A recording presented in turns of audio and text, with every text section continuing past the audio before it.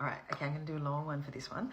Pregnancy and breastfeeding. Okay, a lot of people want to get pregnant while they're still breastfeeding, and you absolutely can. But there's some things that can help you just to know. What you need to understand is there's two pathways, which are closely dependent on each other, that are occurring. They're all hormonally controlled pathways by that little gland here, the pituitary. So first let's talk about the breastfeeding one. So for breastfeeding, as you know, that you need a prolactin to be released. Prolactin is released from your anterior pituitary. Prolactin directly inhibits GnRH, which is a hormone which is responsible for the release of LH and FSH, stay with me, which is necessary for ovulation. You cannot ovulate if you don't have the FSH and LH released to trigger maturation of the egg. Now, the second cycle we should talk about is actually ovulation. Now, I have a little chart here that I show my patients, and this is your menstrual cycle. And you can see the hole where I have it up on my wall. So what you've got here is day one. So this is day zero. This is where you're actually having your period, your first day of your period. And what happens here is there's the estrogen, and here's your FSH and LH. They stay quite low. They have to rise. They're triggered off to rise by a little bit of estrogen here.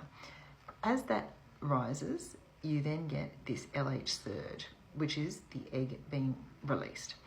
And that at that point, ovulation is about to happen. Even still, you're not going to get pregnant, even if the sperm meets the egg.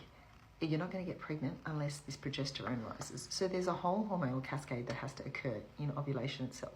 Let me know if you want me to do a separate video just explaining this properly. So you can see here that if if this is your FSH and your LH is this one, if those two don't rise, you're not going to ovulate. Now, they're directly inhibited because the GnRH, which triggers them, is inhibited by prolactin, okay? So every time you get prolactin being stimulated to come out from your anterior pituitary, that blocks GnRH. And GnRH, remember, is what triggers the LH and the FSH for ovulation, okay? Now, if you have a break of 6 hours, that means your prolactin is not being triggered. So a break means of not breastfeeding or expressing for 6 hours.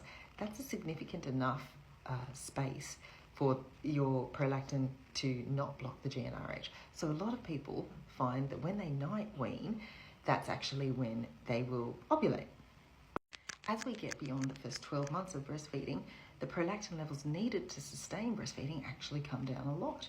So that's another reason why we notice that there's a lot more ovulation that occurs in breastfeeding mothers past the 12 months. So let me summarize again. We've got two hormonal pathways. We've got the one of ovulation here. This is what the pill is actually.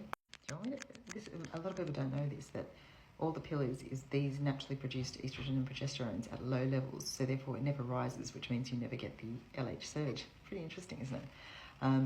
So you can see that FSH and LH staying the same, and this is menopause. So this is where your FSH and LH are quite high, and they stay quite high. I went off on an interesting rant, but it's so important that we know our bodies. Okay, so let me summarize again. We've got ovulation, which needs GnRH to be released. For GnRH to be released, we need a break from prolactin being stimulated.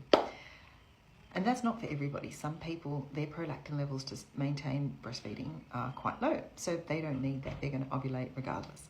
But some people, it's different, and it's just up to each individual body. There's nothing you can do to make it more likely. There's nothing you're doing wrong. It's just each individual body.